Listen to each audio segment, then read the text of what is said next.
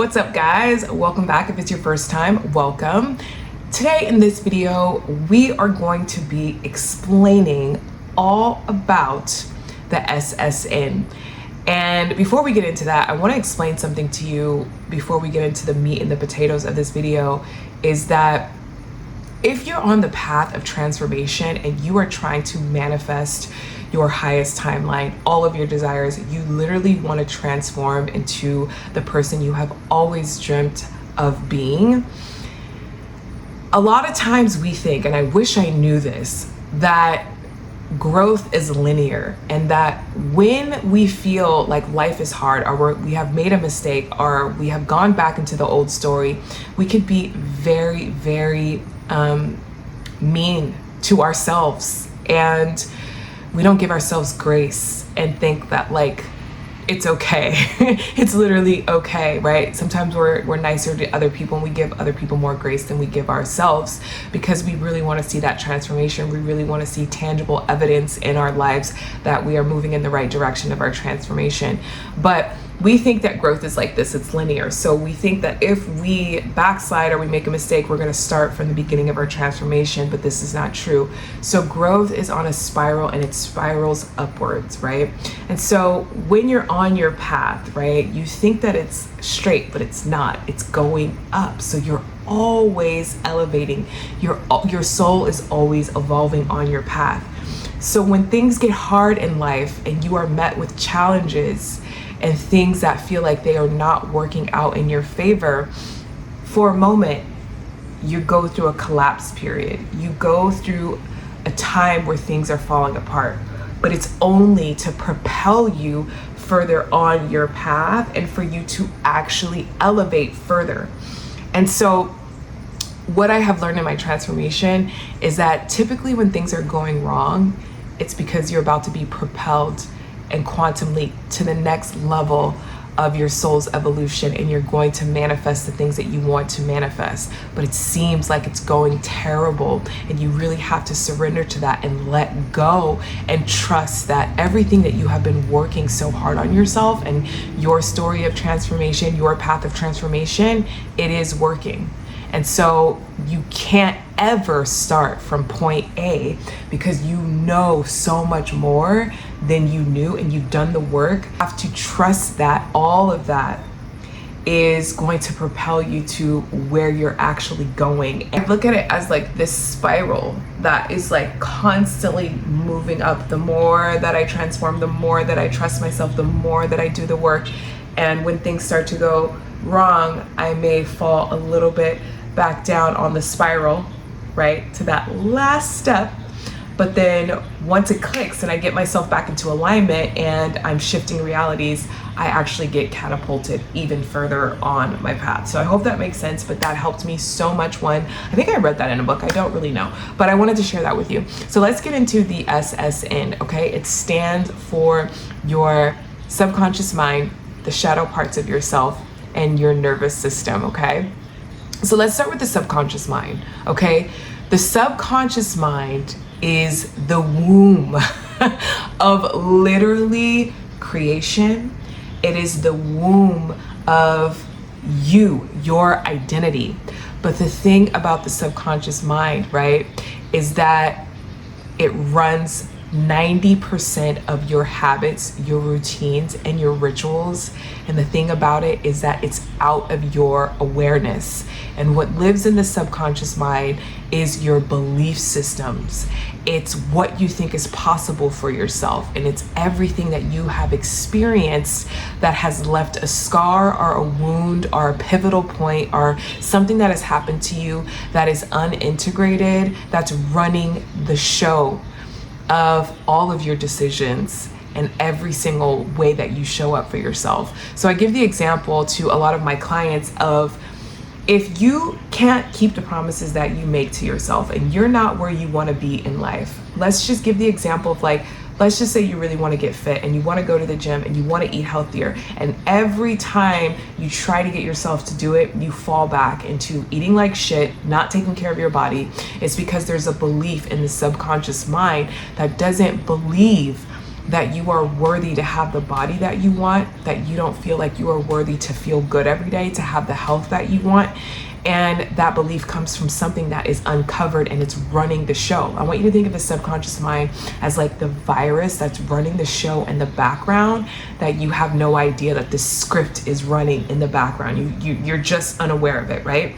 So the shadow part of yourself is the parts of you that it's crazy when I think about the shadow. It's just so wild how your psyche works, but it's also such a beautiful thing. So I'm going to give you an example of how the shadow works. When I was a kid, I did terrible in school. I did not thrive with the education system of taking tests, of writing papers, of math and the curriculum. I failed terribly in school. Like, I barely graduated high school, and I always thought there was something wrong with me. And I remember specifically my parents growing up would always say, why can't you be like your sister and just get the good grades and just do your homework and do all these things? And I formed a shadow. The shadow was, I wasn't smart enough. I wasn't good enough to be a good student and get the praise from my parents. And I always thought like I would flunk out, I would not go to college. And even if I did make it to college, I wouldn't be a good student. So that was the shadow. And when I started to do this work, and this could be anything that happens in your childhood, you could want to be, a musician or want to do something, and your parents are like, no, you need to be a doctor, you need to be a lawyer. And you're like, but I don't want to do that. And so you start to feel like who you truly are is not good enough. And so you may do this consciously or subconsciously, but you make a pact to yourself to shrink your authenticity and to stuff it down, the things that you really want, so that you can get the approval of the people that you love the most, your caretakers, your parents, the people in school, the people that you want to be a part of a group. And you feel like you have to shift yourself and shape yourself around who you're supposed to be. So that's how these shadows form. And they can run deep. They can cause you to be addicted to drugs and alcohol. They can cause you to be addicted to sex. They can cause you to be addicted to finding love outside of yourself and acceptance outside of yourself because you don't feel worthy. So all these things, the shadow goes into the subconscious mind. That is the underworld. That's the underbelly of who you are. And so when you forget that you make these pacts to yourself, that you're not going to try, you're not going to try to be creative in your own right. Like for me, an example, because I wasn't good in school and I didn't learn, the way that everybody else learned, I didn't think there was another way for me to learn or another way for me to be creative and be accepted, right? Like I always thought that there was just one way to be successful.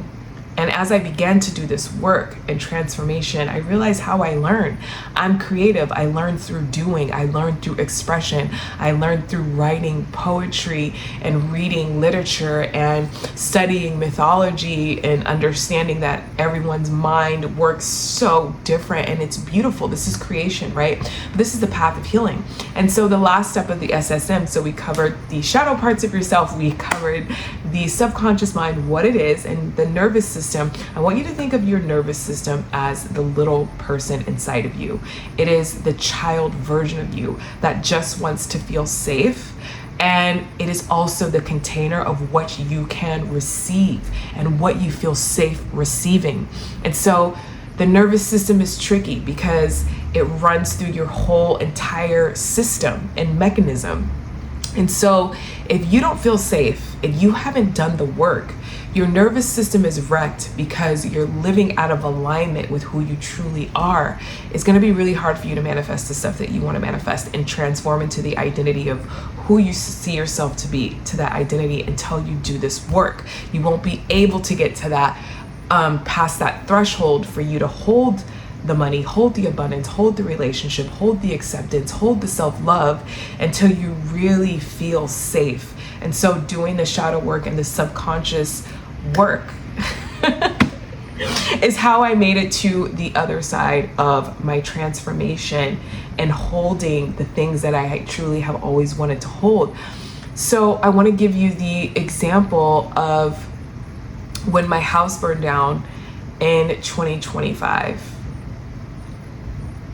My house burned down from the LA wildfires, right? But prior to this, I was on my path of transformation, and I was doing the meditation and healing, and it wasn't always pretty.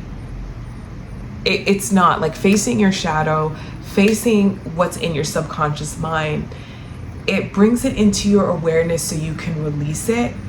But that old frequency, right? That old version of you is so addicted to running the show and running who you are that it doesn't want to let you go.